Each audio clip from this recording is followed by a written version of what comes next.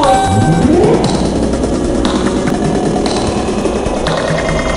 know, he really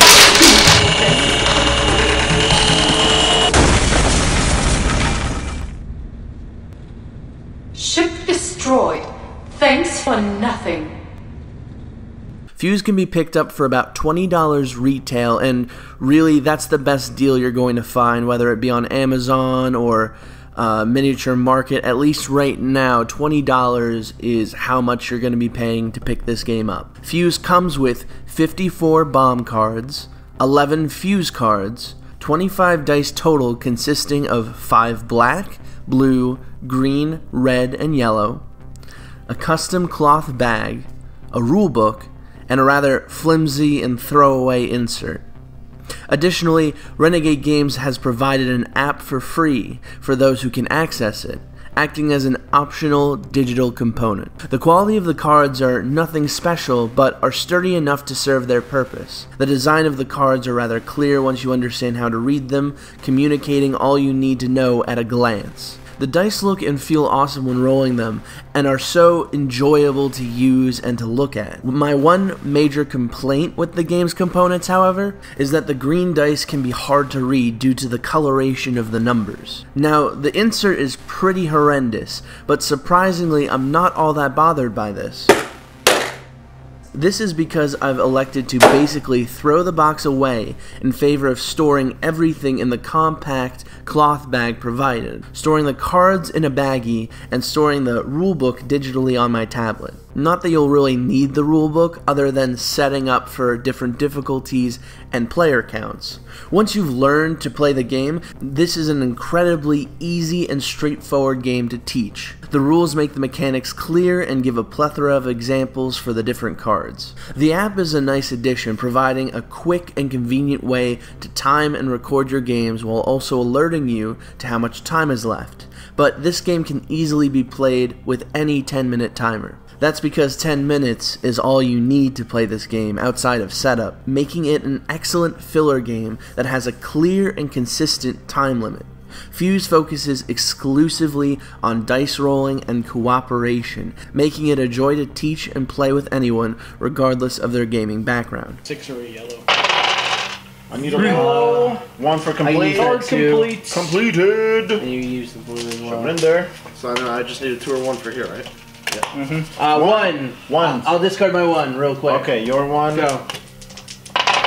At the start of the game, each player receives 2 cards of different difficulty types, and a circle of 5 cards are spread out in the center of the table.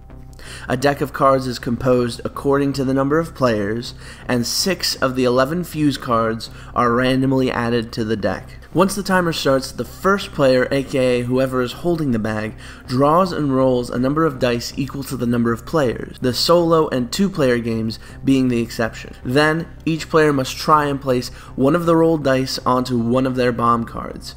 Every player must claim 1 die per roll. Make sure you don't knock it over. If you knock it over, all of the dice go back. I need that 5. 2. If all players successfully do so, the bag is passed to the next player and play continues. If someone cannot place one of the dice, however, the remaining unused dice must be re-rolled. Then, if possible, one person must discard 1 visible die from their bomb cards that shares either the number or color. Yes. 5 or black. Get rid of mine. Let's go. The re-rolled and discarded dice are returned to the bag. When a player completes the conditions of one of their cards, the dice are immediately returned to the bag, and that player draws one of the 5 cards from the center of the table to place in front of themselves. I need that 4. Completed. 15. 1. I need a 4, yes, perfect.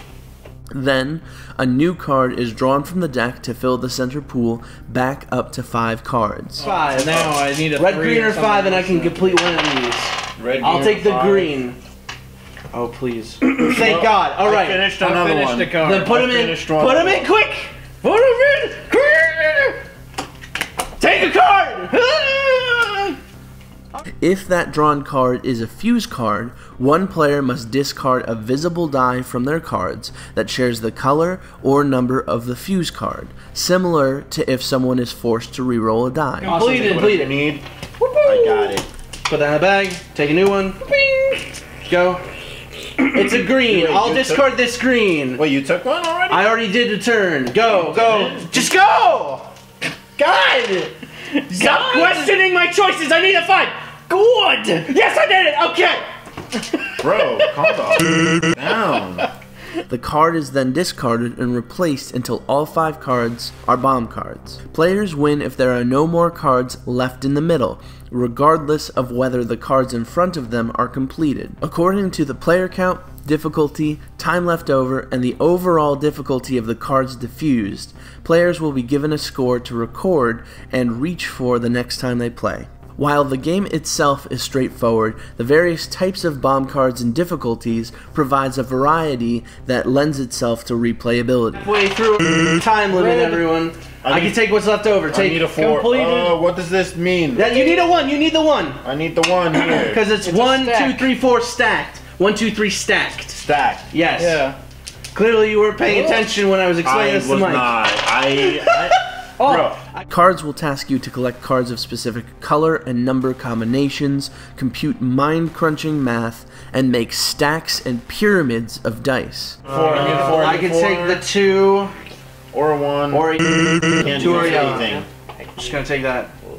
I can't use anything. You can take the green. I'm serious. 5 plus 2 is 7. Jeebus Christmas! Man. Someone's good at math! Either 2 or yellow. I feel I'll remove the 2! Let's keep it moving! Something to note is that if your dice are knocked off of your card at any point, all the dice on that card must be discarded to the bag due to your clumsiness, potentially losing your team the game.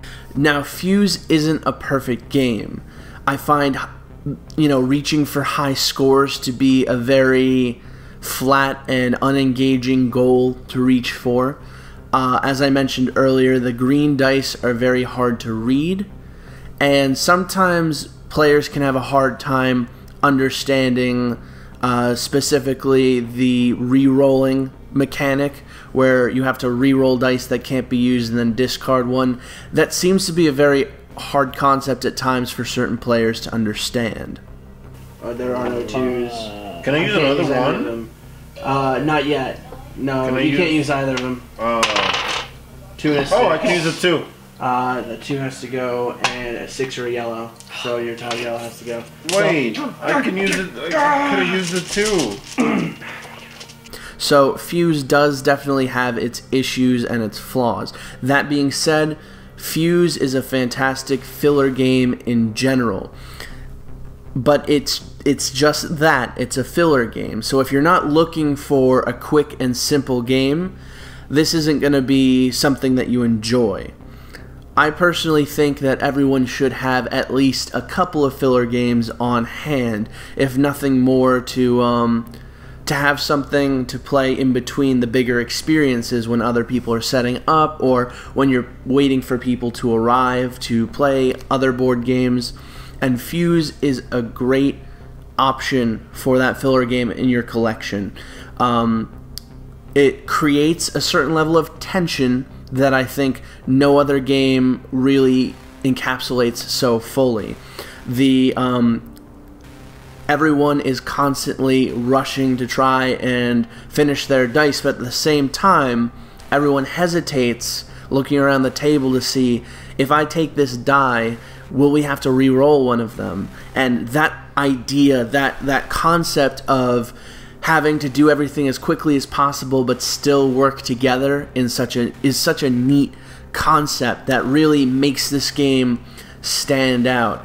And the app that's provided is a great addition, because having that person let you know how much time is left every now and then really heightens how you're feeling about everything, really gets you on edge when it gets closer to the end game, and makes you want to work faster. And I physically felt myself working faster to try to get dice out onto the table when I realized there isn't as much time left, which can lead to people knocking over their pyramids or their towers, which that can make you lose the game in and of itself. So the amount of tension present makes the game such a more potent experience than I think a lot of other filler games. Whatever. I can take it! I need a 1. 4. Go. You have 40 seconds! I need the 6! No! Reroll! No! 2, yes! No, that's not how it works! Let's go!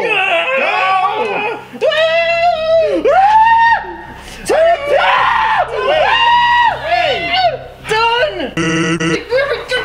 Just go! That's a 6! I'll put it in your pile if we win! Wait, this was a... Oh my god, I'm gonna kill you! I Just thought put this was it a 2. on! I thought it was a 2! Game over! I thought it was a 2, and then I looked at it and it was a 6. I don't know if it turned around or not. Can we look at the playback? No. Another thing is that Fuse takes 10 minutes.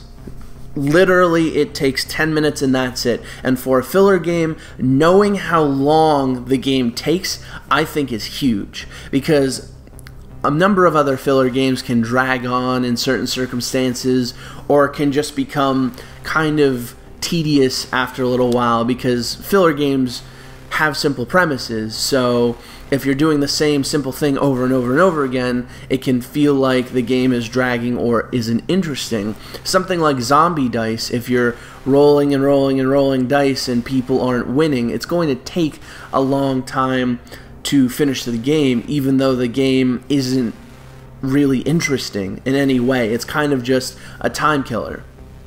Fuse feels like there's a purpose at all times, and you know when the game is going to end, and that makes it such a more exciting game to play. People are constantly focused on what's going on, either on building their pyramids, or figuring out who gets what dice, or making sure you don't overdraw dice out of the bag, because if you overdraw dice, then you have to put them all back in and pull out another set until you get the right number. So even in the little actions, the little like pulling dice out of a bag kind of things, you have to constantly be paying attention in order to make sure that you don't mess up and waste those precious seconds that you need to finish the game. And even if you find the base game too hard or too easy, there are ways to fix that. There's an easier mode to allow you to have less cards to deal with. There are also hard and nightmare modes, I believe is what they're called, which both add cards, more so according to the number of players. And there are also more difficult bomb cards in and of themselves that are a level 6 difficulty, which the highest card other than that is a level 4 difficulty, meaning that you can throw in a bunch of even more difficult cards to try and deal with, thus allowing you to make the game even harder depending on what kind of difficulty you're looking for. So there's a constant... There's such a large amount of variability present that makes you able to customize the game however you want. Something I do want to note is that the 2-player and solo player modes, they're fine. They're not great. Particularly the 2-player mode, I don't find to be terribly interesting. But the solo mode, it's okay. You know, it depends on how you play games, or if you enjoy playing games by yourself. Solo mode tasks you with basically the same idea, but instead of drawing dice and then sharing them with other people, you're drawing 3 dice out of the bag and using them as best you can in front of you, and you have 4 cards in front of you.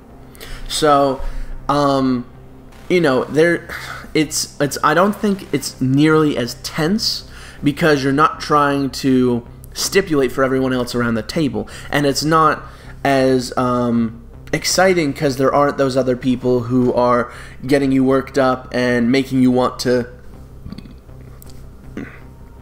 Solo play is okay. It's not great. I don't think that I would go out of my way to play it by myself. I have a few times when I first got it, but after having played it with groups of 5 and 4, I don't really feel like that's as fulfilling of an experience as I would like it to be. Overall, Fuse is definitely a great game to play with just about anybody. Whether it's the super strategic or the, people who have never played a board game before, family, friends, whomever, this game works, and it works well with any type of person to play with. And if you're looking for a filler game, there are few full-blown games, let alone filler games, that capture that level of tension. There are other timed games out there that can really try and make you feel that sort of emotion, but Fuse encapsulates it in a 10-minute experience, and I think that that is very an admirable thing to accomplish in such a small package, in such a simple design. And, okay, so talking towards the price of the game, $20 I'd say is a very reasonable price for this game. Fuse comes with some really great components. Like I mentioned, the bag and the dice in and of themselves, I think, are worth that price tag alone, let alone the cards, which obviously, are important. But I think that the quality of the components is so great in and of itself that already you're getting your money's worth. But considering how often you'll be able to play the game and how often you'll find yourself saying, let's go another round, because it's just another 10 minutes. So you're definitely going to be finding yourself playing this game a lot more, I think, than a lot of other games in your collection, just because it's easy and quick to pull out. It's a fairly simple game to explain, and anyone can hop in on it. I've had groups of people who almost hesitate at playing board games and were very interested to join in once they realized what kind of game it was, turning a 3-player game to a 4-player game to a 5-player game as more people became engaged with the idea of what was going on. So yeah, Fuse is a great filler game. I definitely recommend it. I'm going to be keeping my copy in my collection in the cloth bag capacity, and I'm going to be saving its box to potentially hold other board games in the future. What do you guys think? Is Fuse a really stellar filler game that you would want to have in your collection, or do you have other filler games that you think better fill that role for you personally? Let me know in the comments, and please like and subscribe if you enjoyed what you saw here. And until next week, I'll see you guys later.